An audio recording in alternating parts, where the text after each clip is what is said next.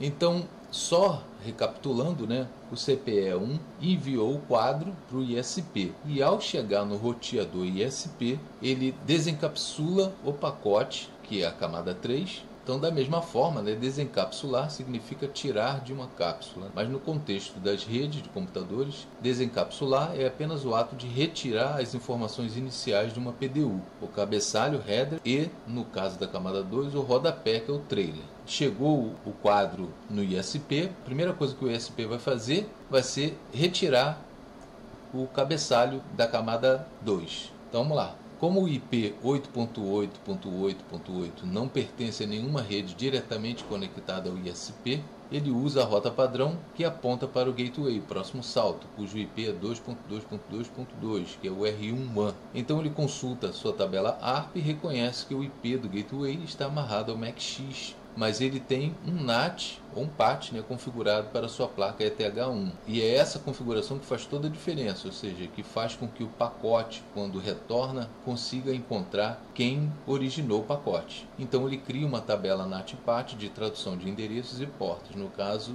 do ICMP, o ID. Então ele cria lá a tabelinha dele, e essa tabelinha ele vai usar quando o pacote retornar, ele vai fazer uma tradução para que esse pacote consiga viajar na internet, e da mesma forma, quando o pacote de resposta chegar, ele vai fazer outra tradução para poder enviar essa resposta para o computador da sua rede interna, ok? Então tá aí essa tabelinha, né? Protocolo CMP, o IP interno, ou seja, quem originou esse pacote, né? A porta ou ID interno, né? 500, né? O IP externo é o IP da ETH1 dele, que está voltado para a internet, né? Que é o IP público. A porta, o ID externo 10.000, que ele vai criar essa porta para poder depois fazer uma tradução.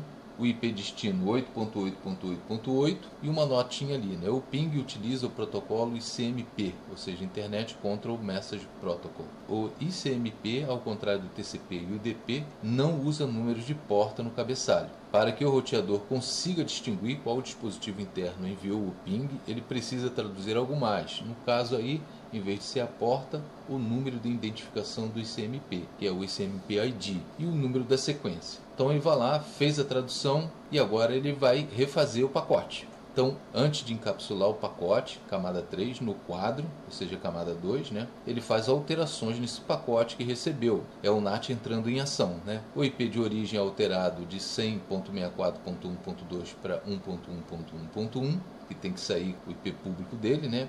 E o ID de 500 para 10.000. Esse processo é chamado de tradução. Então tá lá, ele vai alterar o pacote, alterou, ok? E também vai alterar o ID do ICMP. Então de 500 ele bota lá, ó, 10.000. Esse ID é aleatório, é a máquina que escolhe, ok? Então tá aí, do ISP, tá? 1.1.1.1, tá? E vai lá para o DNS do Google.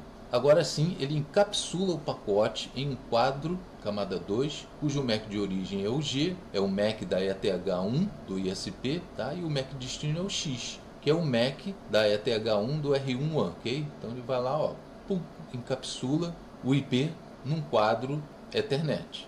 Então tá aí, lá embaixo, ó, MAC G da ETH1, tá? Vai para o MAC X da ETH1 do R1 WAN. Esse quadro então é enviado do ISP na interface ETH1 para o R1 WAN na interface ETH1. Então tá lá, ó, foi lá, tá, para o R1 WAN da ETH1. Então navega de roteador em roteador, são as rotas, né? Trocando de MACs, origem e destino, por diversos AS e SPs e protocolo de camada 2, ou seja, pode acontecer de que nesse percurso, né, ele troque de tipo de protocolo de camada 2, né, por exemplo, HDLC, PPP e etc. Ok? Então tá lá, ó, vai viajar, então ele vai bater lá no R2 WAN, e esse quadro então é enviado do R2 WAN, tá, ETH1, para o roteador do Google na ETH1 também. Então esse quadro então é enviado do R2 WAN ETH1 para o roteador do Google também na ETH1. Então eu espero que vocês tenham gostado, deixe seus comentários e até a próxima aí com uma continuação do trajeto do protocolo CMP, utilizando aí o CGNAT.